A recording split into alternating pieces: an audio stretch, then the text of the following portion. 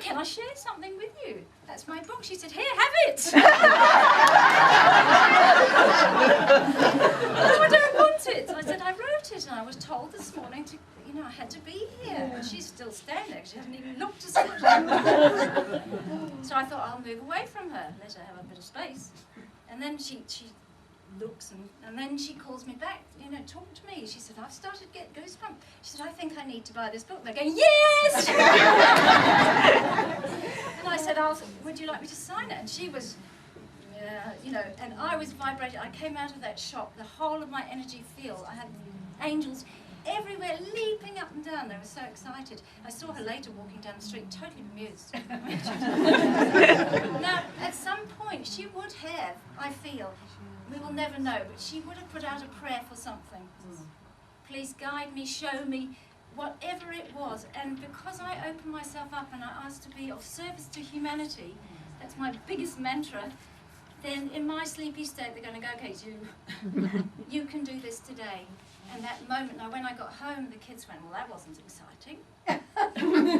One book? So one book? And I'm going, there's nothing to do with the book, you know, the selling of it. I said, if you were in a bookshop and you had just pulled out Harry Potter and J.K. Rowling popping around the corner, you know, how amazing would that be? And they went, oh yeah, they understand that. So it's paying attention. Now, if the children had come with me, I probably wouldn't have held that absolute focus, because that divine timing was a split second. She pulled it out, she could have put it straight back. You know, but they got me into the right place. So that is just such a thrill when that happens. So, yeah, sitting in silence. The doorway to heaven is within you. Now, that's such a special feeling when I ever see that, because I think I need to go inside. That opening is right inside me. All I need to do is tap into that consciousness from God and bring it through. I had a lady, she took the cards and she'd been working with them, and she rang me in an absolute state of, I would say, panic, actually.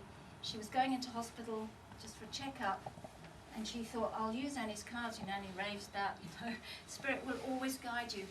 3 or 4 days in a row, she shuffled these cards, 44 cards. She got the identical card, which was this one, and she freaked out. She thought she was going to die, because she thought that doorway to heaven. She was nervous. She rang me, and I said, to me that doesn't mean that, but I won't jump at that, because, you know, I hold everybody in reverence. And I said to her, leave it with me, you leave the worry behind, just leave it with me. I felt kind of responsible. And the next day I meditated, I didn't get anything. Then I went to the cards, I took the cards and I took them in my hand, and I just said, please show me the highest focus for me today. I shuffled all my cards and I picked the identical card. And then I knew that I could basically channel and tune in for her. And it didn't mean that at all. It was all about her going inside and finding out why she was unwell, what the cause was, and so she felt a lot, and she's very relieved now. So that's the doorway to heaven. Love conquers fear. These two vibrations simply cannot exist side by side. Now that is so beautiful and it's so simple, but when I picked that one, I wasn't so sure I knew really what it meant. And I thought, people are going to ask me, what does this mean? And so I asked when I went to bed one night, I said, angels, show me, like, give me the feeling. What does it really mean that, when that comes to you? And I woke up and I had it. When we are feeling love, any type of love, divine love, our heart center is open. When we're in fear, our heart center is shut. We cannot have an open heart and a shut heart at the same time. So where we are ever in fear, in anger, any of these lower vibrations, because we don't really want to hang out there, if we can bring love into the situation, it will transform and transmute it totally. I have absolute knowing that if you cannot feel love in yourself, so say you've had an argument with someone, or there's some distressing thing that's going on in your life and you can't feel it within you, like, you know, that loving space is kind of shut down and you can't bring it up to the floor, invoke divine love to come through, it'll be gone. It'll transmute it because it's coming through you and it's not of you. That divine love just opens up this heart center hugely.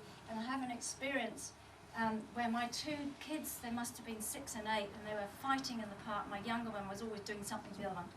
And they ran off, and my older one, Ben, was so mad. His whole body was anger, and he was going to just splatter this kid at home, and I couldn't catch up with either of them because they and Sammy was beetling his way, running, and the other one was, you know, anger.